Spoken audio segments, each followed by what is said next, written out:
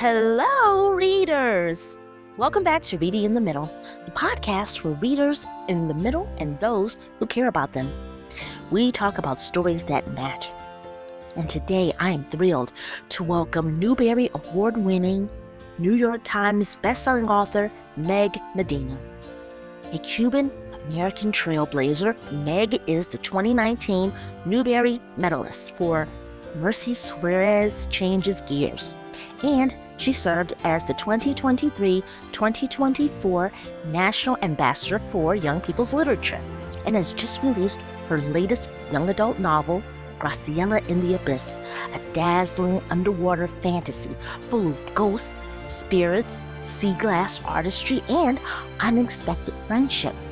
Her books spanning picture books, middle grade, and young adult fiction are celebrated for their lyrical warmth, cultural richness, and honest heart.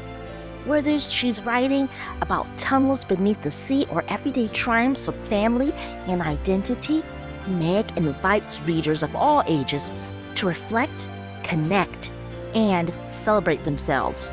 So I'm glad she's here with me today. Let's begin.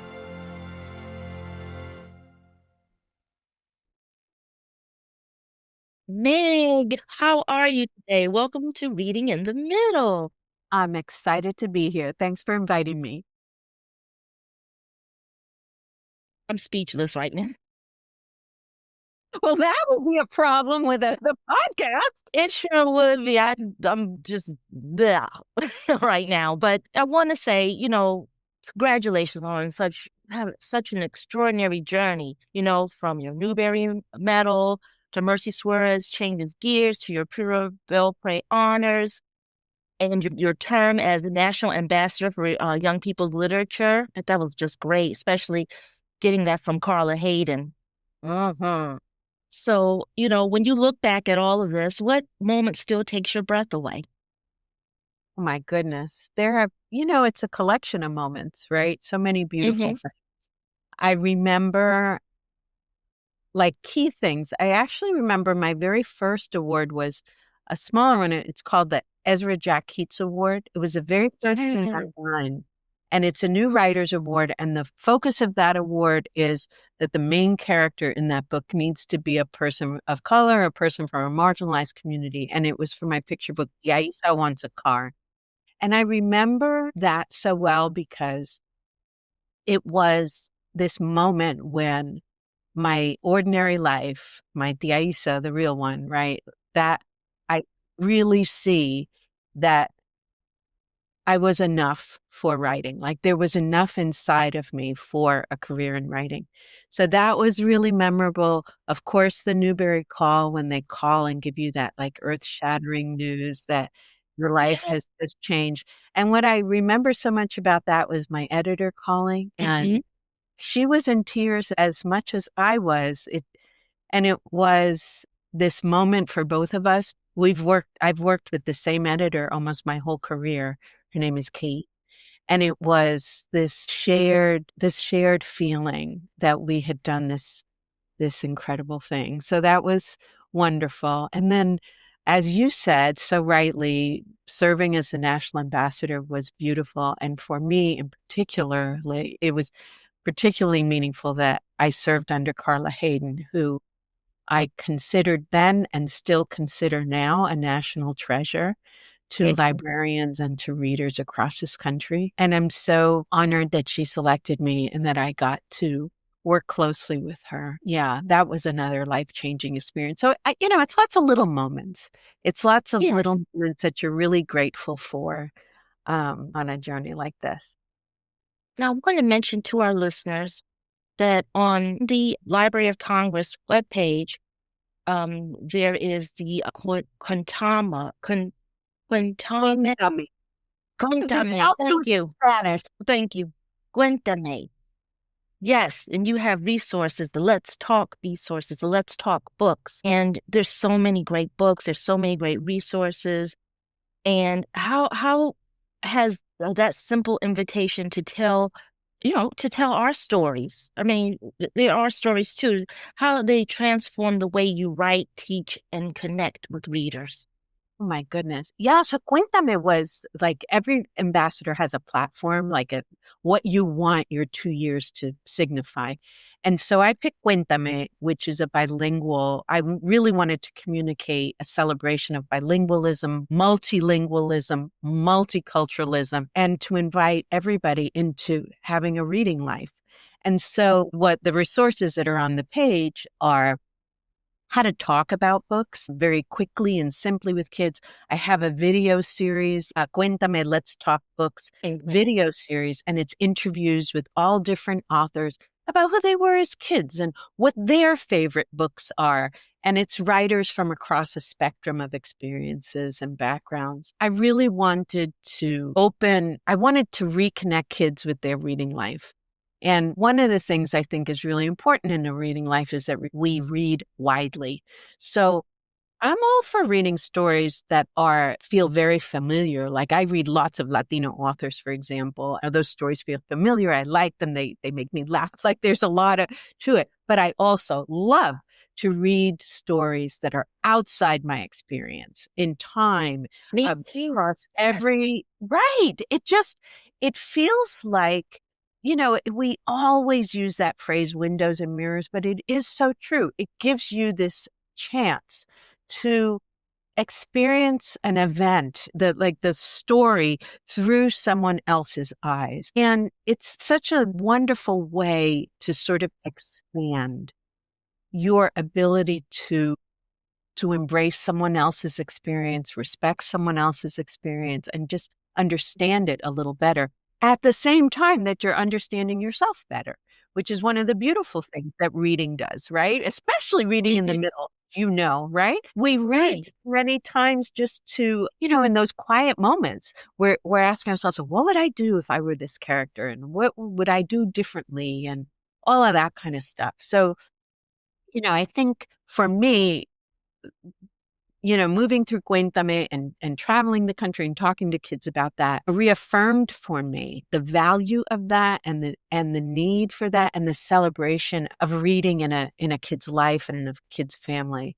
And in terms of my writing, how it just cements for me, like I am not a person who's going to back down from saying things like read diversely and read widely. I'm here for that. I have been for that my whole career, and I will be for that moving forward because it's good for all of us to read each other's lives and stories. That's who's in the seats. That's who's in our classroom, in our community. And so I think it is the easiest and most obvious way to create connections instead of divisions. Absolutely. You said it. I wanted to say it, but you said that. Sorry, I talk a lot. You can cut me off whenever you like.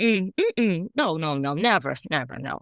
But so I want to talk to you about your new fantasy adventure, Graciela in the Abyss. That's very good. Yes, Graciela in the Abyss. Graciela in the Abyss. It takes readers beneath the ocean into a world of sea ghosts, glowing creatures, and emotional depth. But I want to know what sparked this shift into fantasy, and what does the abyss represent to you as both writer and human being? Well, the desire to try something new was really what had me turn to fantasy ultimately. I think writers, all creatives, we're always looking for new things, new ways, things that pique our interest, things that challenge us. There's a beauty to knowing what you write well and to writing that and offering that to young readers. But there's also a beauty to nurturing yourself as an artist, right? And asking yourself, what else can I do? And I hadn't written a fantasy. So there was that issue. But right alongside it, I should tell you that I started writing this novel. It was supposed to be my second book. So I started writing this in 2010 before the time that most of the readers today were born. have always had like a love-hate relationship with the ocean. I love to go to the sea. I love to look at it. I love to swim in the ocean. I feel peaceful there, all the things. And I'm also at the same time terrified of the ocean, of what is swimming in there with me, what I don't see being pulled out suddenly. Like there's a lot to it that is, you're right on the edge of something beautiful and something terrifying. And so years ago, I knew I had conceived of a story. When I write, I always start with character, right? And so I had these two sea ghosts. They were friends, girls, Amina and Graciela, and they had pearl teeth. I knew that. They would have pearl teeth, and they would get another layer of pearl over their teeth every year that they existed in the sea. And so those pearls are very valuable. So I knew that this story would have something to do with greed. But I kept writing this story for years and years and years, and I couldn't quite get it right. And in the meantime, what happened is that other kinds of writing that I was doing started to be successful. Yaqui Delgado and my picture books and so on. And so I put this story away. So I had wanted to do something new. And then, so if you fast forward to about 2013 or 14, my career was sort of coming up on the upswing, but there were really difficult things happening. My mom passed away and I did not have time. Thank you. I did not have time to grieve my mom, because when she passed away, she left behind her sister, my tia Isa, in my care. So I had to switch right to, caring for my aunt. And then a few years after that, as my aunt got worse, we had to move her to a nursing facility close to my home. So I saw her every day, but still that was a very hard thing to do. But when I traveled, there was no one to take care of my aunt. So the last straw, though, was when COVID happened and everything closed. I wasn't allowed to see my aunt, and the whole world sort of got very sad and alone. We were very disconnected from our own communities. And sadly, during that time, my aunt did pass away in the years. So those experiences start to cook inside of me, this notion of regrets and grief and things we wish we could do differently, and what we owe each other as a sacrifice in communities, like all these kinds of thoughts. And then I went back to that old story and I realized I wanted to, like, how had these girls died? And what was, what did I want to say? So ultimately, what ended up happening is that Graciela in the Abyss takes place in the deep ocean. All of the characters except for one are dead, actually, but it's mostly a book about how we live and how we live with each other and how we form community, like what we owe one another to when we are good people to one another. So it was, I tried to write a book. I think I was successful. That's a page turner for kids, like the adventure, right? Of finding this harpoon and the friendship of these two. But it has layers, just like the ocean, just like the earth, right? It has layers that I think we can talk about in terms of things, big questions that we're all wrestling with now. Honesty, community, selflessness versus selfishness, like those kinds of concepts. And I think kids have things to say about them. So, it's kind of interesting to see. But the thing about the ocean, I had to do a lot of research because I didn't know a lot about the ocean, and we don't know generally a lot about the abyss. We can't get there, right? Because the pressure crushes everything. So one thing, though, that really stuck with me was the issue of bioluminescence. Like, the fish in the deep where sunlight doesn't reach the abyss at all. So any light that happens has to come from the creatures themselves. And that little piece struck me as the essential task of growing up, right? You Yeah. have to figure out what your light is. You have to figure out what it is that illuminates you and that you can use to guide yourself and protect yourself and all of the things, the ways that the sea life uses light in the abyss. So it became like the metaphor for the novel. And you could see it. Graciela, in the beginning of the novel, when she's making all the wrong decisions, is unable to control her light in any way. She just has little baby blue light. That's it. The light of new spirits. But it's as she's tested and as she grows and as she deepens in her understanding of her place in the really enormous sense of the world that she learns how to find her light and access it and use it. So yeah, it was such a long process. I'm so shocked that I saw it through because writing can be exhausting, especially when it doesn't go well for so long, right? But persevering is another piece of that, right? And when I talk to kids about it, certainly, like having the courage to put projects away sometimes and come back to them, and also not giving up when things do not gel at the beginning. It doesn't mean they never will. It just means something's missing right now. Because you've long championed for representation in children's publishing, what changes have truly moved the needle and what conversations still need to happen? Well, the needle moves very slowly, and that's always such a frustration for me. We do have, for sure, compared to 20 years ago when I started writing, many more Black and Brown authors and Indigenous authors writing and having their work published. We see that in imprints. We see that, who's on the bestseller lists and so on.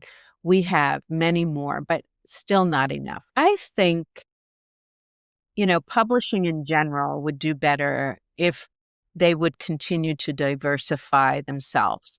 So we need editors from various backgrounds. We need publicists who know how to market books to the community in a way that communities understand. It's not one size fits all. And so we need those nuances. We need librarians of many different backgrounds. So we need the professionals in the room who are acquiring and marketing these books to have really specific information as well that they can share with their colleagues. I think that would really be helpful. And I think that as, a nation, frankly, we need to really take seriously the rise in calls for banning books, because the issue is, and never has been really, if a parent objects to their child reading a book. Of course, you and your child discuss that, and you ultimately have the right to say, I would like another choice to read it. It's a very different thing than deciding that no one can read that book in the school, or no one should have that story told because it offends you. And, for a long time, this was seen as an issue of personal rights, right? To want to read or not read a book, but it's been folded into this larger narrative, right? And even disproportionately, we have writers of color and LGBTQ authors who get ensnared in these book bans. And just as a matter of principle, I think we have to protect people's right to read. It's not forcing you to read anything you don't want to write, but it is ensuring the right of people to read what is interesting to them and what they want to know about. And what I said to parents when I was ambassador was this, especially as your kids start approaching their teen years and so on, to become an obstacle between your child and something they want to read is not a very powerful position. A more powerful position to be in is to be in conversation with your kids about what they read. So what are you reading? What'd you think? Oh, I read it. I didn't like it because of this, or I agree with you. I like it because of that. And what you're after always, and what reading can provide, is a conversation into all kinds of topics, into your heart and their ability to see into yours. And what you're trying to develop is a thinking, reasoning person who can hold lots of information and make their own decision as they grow up. And that doesn't come from telling kids, I'm hiding this from you. You're not allowed. So, I feel like that collectively as a nation, we have to really pay attention to. And most Americans, I mean, the polling is there. Most Americans disagree with book bans, regardless that they're, on both sides of the aisle, that they're feeling like, yeah, no, we shouldn't be doing this. But we can't take it for granted or pretend that it's happening somewhere else, because it's really happening everywhere. I agree. And, you're known for writing like strong, complicated girls who speak their truth. And also you talk often about your Cuban American roots and how they shape your stories. Is there a sensory detail, a sound, smell, or taste that always finds its way back into your writing? Well, of course, food. That's one of the hardest things. Like I do cook. I still cook the food that my mother and my grandmothers cooked. So I still have the tastes of home. But in my, like the Merci Suárez series, there's El Caribe is their cafe, and they have like the mamey shakes, and they have the, Nochebuena food and the empanadas and all the things that are an immediate reminder of home. But for me, often it's language. It's how we go in and out of language. We start in English, we use a little Spanglish, we go back in and out as we speak to one another. Yes. And that feels very authentic to me of how I think, how my own brain works, but also how I just see families work, especially with the kids who are being raised here, right? They're usually English dominant here, right? And so, but they're still connected to the language of their home, of their grandparents. And that dance feels very comfortable to me. It feels like the right pair of shoes. Absolutely. You summed it all up. That's great. Now, Meg, this is one thing that we do on Reading in the Middle. We have something called the lightning round, where I'll ask you a question, and whatever comes into your mind, you just tell me. Are you ready? Okay, but the pressure is unbelievable. All right, I'm in. Here we go. Okay. Writing soundtrack, silence or music? Silence. Best writing snack? On good days, walnuts. On bad days, Oreos. Word you love saying out loud? Abundance. Book you wish you could read again for the very first time? Charlotte's Web. Yes, I love that. Me too. Put down that X. Yes. Yeah. One message you hope every reader carries with them after reading your book? Be good to one another. That is right. Be good to one another. That's key. We definitely need to be good to each other. And so that's it for our lightning round. Goodness. Well, I made it through. You did. You made it through. Every once in a while, I get these lightning rounds. I'm not even sure what they're saying. I'm like, I don't know. I dropped. No, you did it. No, you did it. So, Meg, I want to thank you again for being on Reading in the Middle.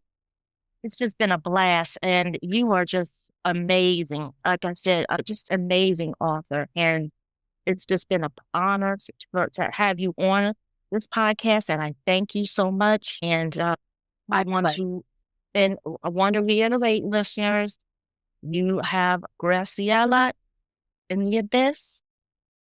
That's out, so please grab a copy, go to your library, go to your local independent bookstore, please. Yes, or on audio. It just got the good That's right. housekeeping seal of approval, the audio version. Sure. And Elena Ray, who is the narrator, does such a good job. So I'm very pro audiobooks as well. So Me in too. any Me way that too. folks, yeah, I know. So in any way that kids want to access the book, please do. Absolutely. Absolutely. We will do that. Thanks. Thank you so much again. It's just been, thank you. Thank you. Thank you from the bottom of my heart. My pleasure. Wow. That's it for today's episode of Reading in the Middle. A huge thanks to Meg Medina for joining me, for the laughter, the honesty, and for reminding us that every reader, no matter their age, has a story worth telling. From Merci Suárez Changes Gears to her newest novel, Graciela in the Abyss, Meg continues to show us that courage, family, and finding your own light will always matter, in books and in life. If you enjoyed this conversation, share it with your favorite reader, librarian, or educator. And don't forget to subscribe wherever you listen to podcasts so you never miss an episode, and you don't want us to do that. Until next time, keep reading, keep wondering, and remember, the best stories always meet you right in the middle.